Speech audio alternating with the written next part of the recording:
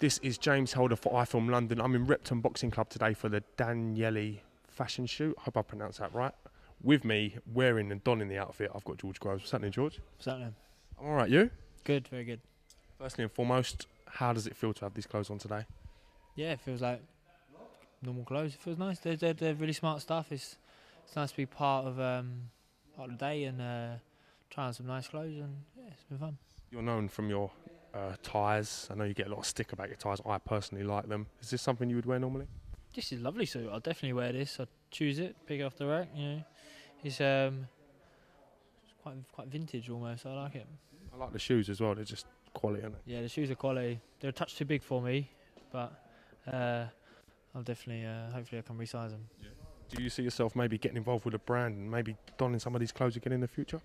Yeah, I'd love to speak with the guys and see what they come up with. They're based in Richmond, which is only down the road from me, but obviously they're a high-end brand and they make quality stuff, so I'd love to be a part of it. I couldn't believe some of the stuff I saw today. I was just going through their merchandise, have a look at their samples. It looked absolutely fantastic. Yeah, it did, yeah. The shoes especially, the shoes are really nice. Let's talk boxing. The other day I interviewed James DeGale.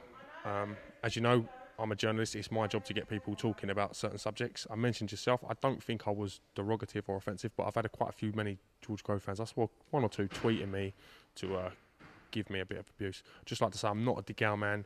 I'm not a Groves man. I try to sit and get splinters on the fence as much as I possibly can. Now and again, like everyone else, we all will get caught up in a moment, but here we are. Go on, put it on me. I haven't seen it. Come on. I haven't seen it, so I don't know.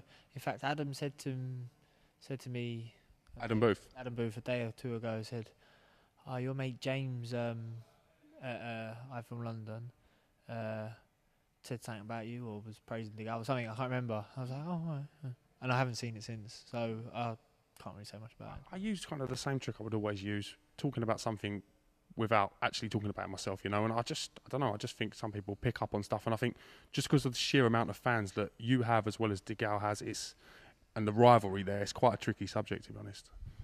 Yeah. From an interview's point of view. No, I'm not an interviewer, so I suppose I wouldn't know. I'd have to take your word for it, your opinion, your expert opinion. Let's go as far as expert, George, but opinion, shall we say.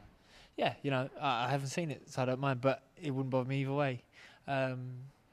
You know, it's good that DeGale's sort of starting to get his face back in the scene. You know, it's you know, in boxing you need opponents, you need rivals, and if your rival is someone who's as outspoken as he can be, that's fantastic. And I think he's gone back to his roots and he's sort of being himself. He's tried to tone down the things he says for the last 2 years since I beat him. He's tried to eat humble pie, and it hasn't really worked too well for him. And now he's sort of gone back to his roots and he's sort of speaking his mind a little bit more. And that's the DeGale that we sort of come to know, and you know, the DeGale that people probably enjoy, and his fans do look to hear from him. You know, there's characters in boxing. It's been since Ali. There's been characters that will rub people up the wrong way, and some people love it, some people hate it. I think the majority of his fans aren't necessarily there for his boxing, because his boxing's been lacking, especially since I beat him. So, you know, people were there to hear his mouth, and he should let his mouth do the boxing. And then if his boxing ability can keep up a little bit more like his mouth can, then he'll be a good fighter again. But until that time, we've seen nothing from him. You know, he's had lazy performances. He's blamed that on you know, injuries and stuff like that. But even since he says he's now injury free, he's come back, and okay, level of opposition wasn't that great, but even then he didn't look as well as, you know, you would hope. His last fight, he was all marked up. He took punches, and like from a technical perspective stuff, if you watch him and you analyse his boxing, he makes some big fundamental mistakes, which mistakes that he wasn't even making 2 years ago when I boxed him. So in many ways he's a lesser fighter than when he boxed me, and I'm not surprised. They're never the same. So Adam Booth was there on the night DeGale fought. Did he give you a roundup of the performance and stuff? Adam Booth was singing his praises, and he always does. I think anyone I'm going to box, he knows I'm quick to point out their weaknesses, so he's quick to point out their strengths and overemphasize their strengths and over-exaggerate anything they do well, and that's pretty much what he did. When he watched DeGale, even down to the amount of tickets I think he sold, he exaggerated that point as well. And it's his job. It's his job to be over-prepared, and because I certainly don't concentrate too heavily on an opponent's strengths, because I see the weaknesses, I see how to exploit the weaknesses. That's my job. I don't want to be in the ring thinking about how good someone is. You're in there in the ring, dissecting them. Trying to pick holes. Them, yeah. So that's why when I finish a fight, we come out. The best I'll get from Adam is a pat on the back, smiley face, a thumbs up, and then away we go. And we sit down and we said, you did this right, you did this wrong, you did that right, but you did this wrong. That was almost perfect. We sit there and watch a fight, and over 3 rounds there might be one thing I've done wrong, and he's like, right, that's one thing too many. So you need to eradicate that from your boxing vocabulary completely, and I make him right. It's hard to strive for perfection on your own sometimes. Having someone who is that persistent with perfection as Adam is makes my life a little bit easier, because when I'm sort of I feel that's enough, you got someone else tapping on the shoulder saying, no, you need to improve. So Carl Froch, massive fight. Carl, everyone was talking about you regarding that fight and the hype. Do you think that you're ready for a fight of that magnitude yet? Yeah, of course I am. I'm ranked number 2 now with the WBC, 2 to WBA, number 1 with the WBO. I'd fight any of these champions. I'd fight anyone in the world right now, and I genuinely believe it. There's great fighters out there, and Carl's a very good fighter. He's been a good ambassador for British boxing. He's sort of come back, and now he's pay-per-view. I don't think he's pay-per-view in his own right. I think he's pay-per-view in the right fights, not necessarily like David, who was pay-per-view against pretty much anyone he boxed at the time. He's sort of pay-per-view in the right fights. The Kessler fight was a pay-per-view fight, and if he boxed me, I think potentially in time, not a lot of time, that could be a huge fight as well. It would be a huge fight. So boxing fans will look at it and say, and he got a good chin, don't he? He throws hard, meaningful punches, but from a boxer's point of view, you look at him and you dissect, a strategy to beat him, and it's not that hard to figure out how to beat Carl Froch, and I already have all the attributes to do that. Whether people believe that I can do that or not, whether I'll have the ability to execute that game plan for 12 rounds, which could likely happen. People will have question marks over me, but I know that I've stuck to a game plan before. I know that I have all the attributes to beat Carl Froch, and I know I have all the attributes to nullify anything that he does, because although he's putting together good wins on paper, his performances, I feel, are deteriorating a little bit, and I want to fight Carl while he's at the top, because he is a great fighter, and because at this point in time he's regarded as one of the best pound-for-pound fighters in Britain, one of the best super middleweights in the world. I want to fight the best while they're at the best. I don't want to fight him 3 years' time when everyone says, "Oh yeah, but he's good, but he's not as good as he was." So valid point. Yeah, I'd love to get hold of him now, and but there's a lot of things in the pipeline. Carl's maybe doesn't have immediate plans to fight me, which is fine. Eddie Hearn, our promoter, has signalled a desire to put this fight on in the summer. Do you think he actually means that? Do you think he's just kind of to say, let's get public opinion off of his back a little bit? No.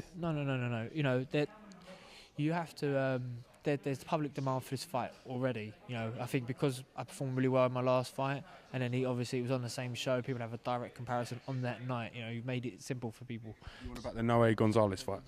Yeah, and Carl went in, and it was a good fight to watch. It's not a fight that you would take your 11-year-old boy who's just started boxing and say, I want you to fight just like this, because you wouldn't have a long career. But it was great for the fans to watch, and maybe that's why they're talking about a third match now, because they know they just need to go in there and happy to take punches, to give punches, and give the fans a public sort of display of just mauling.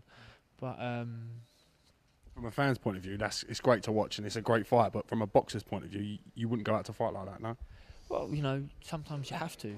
If you have to go out and take punches to land punches, then yeah. But you wouldn't optimally choose to do that because you'd be walking on your heels one day. It's not fun taking punches. I promise you that. Anyone you've boxed, Anyone who hasn't boxed, there's nothing fun or heroic about taking punches. The heroic part of boxing is not giving up and digging deep, and when things ain't going your way, you grit your teeth, bite down on the gum shield and go for it, and you won't quit. Yeah, I respect any fighter that has that. I like to think that I have that. But to actively go out and take punches just for the sake of taking punches is stupid. So, not saying Cole does that, but I'm just saying in that fight, both fighters took a lot of punches and no one really needs to take that. And if he boxed me, I certainly wouldn't take that many punches that he landed on Kessler, and I'd be busier and I'd land more. So. Last couple of fights, Balmaceda, you took him to pieces. On paper, Noe Gonzalez looked like your toughest test. On paper, he looked like a decent fighter.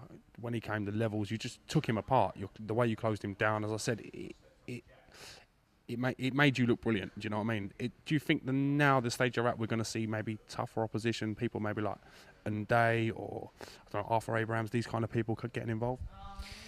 First of all, Gonzalez is a very good fighter. Very, very good fighter. And anyone who saw you don't have to watch previous fights. You watch the way he boxed against me. The only fact that I didn't give him room to breathe, I didn't give him any thinking time, I didn't give him any distance, I didn't give him a chance to land.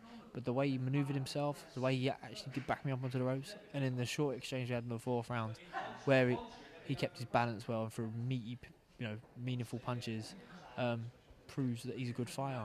It's just I boxed very well. I did box very well, and I had the pleasure of watching it. I agree. I think he is a step up with the likes of Nday and that. Abrahams is a great fighter who's been at the top, but he's sort of maybe on the come down now. But I'm ready to box anyone. Whoever comes out, I'm ready to take them. So for me, I want a world title. I'm ready to take the quickest route rather than the easiest route. So whatever may be, I'm ranked with all the governing bodies now. Whatever crops up, I'll take it.